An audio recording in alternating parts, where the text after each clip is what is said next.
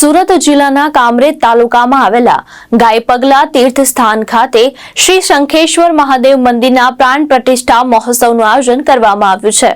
કામરેજ તાલુકાના ધોરણપારડી ગામની સીમમાં તાપી નદી કિનારે આવેલા ગાયપગલા તીર્થસ્થાન પ્રાચીન ધાર્મિક સ્થાન તરીકે ઓળખાય છે। અહીં શ્રી શંખેશ્વર મહાદેવ મંદિર સહિત રાધાકૃષ્ણ, હનુમાનજી અને દંત મંદિર જેવા પૌરાણિક મંદિરો આવેલા છે। માન્યતા મુજબ અહીં એક સાથે બે સ્વયંભૂ શિવલિંગ પ્રગટ થયા છે અને તેમની સ્થાપના કૃષ્ણ અને બલરામ દ્વારા કરવામાં આવી હતી। આ સ્થાનકનું ધાર્મિક મહત્વ હોવાથી વર્ષભર ભક્તો અહીં દર્શન માટે ઉમટે છે। હાલમાં ગુજરાતમાં પવિત્ર યાત્રાધામ અને વિકાસ બોર્ડ તેમજ દાતાઓના સહયોગથી અહીં નવા મંદિરનું નિર્માણ કરવામાં આવ્યું છે। આ મંદિરની પ્રાણ પ્રતિષ્ઠા 6 થી 8 માર્ચ દરમિયાન યોજાશે, જ્યારે 8 માર્ચે સાંજે 6 વાગ્યે મહાપ્રસાદનું આયોજન કરવામાં આવ્યું છે। આ પ્રસંગે શ્રી દત્ત ભક્ત મંડળ અને શ્રી દત્તાત્રેય દેવાલય ટ્રસ્ટ દ્વારા ભક્તોને મોટી સંખ્યામાં પધારવા આમંત્રણ આપવામાં આવ્યું છે।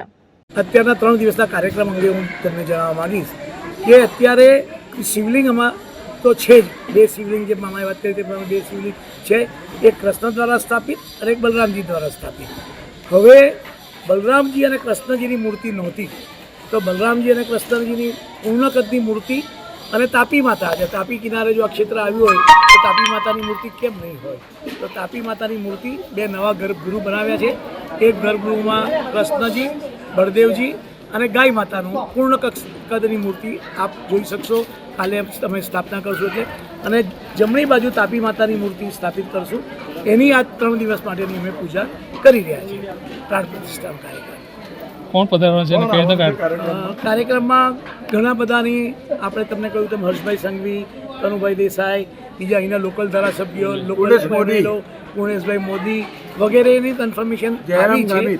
જયરામભાઈ ગામિત, આપણા જે મિનિસ્ટર પ્રફુલભાઈ પાનસુરિયા, એ રીતે અહીંના લોકલ ધારાસભ્યો અને પાર્લામેન્ટ સભ્યોનો આવવાના ખૂબ સહકાર છે।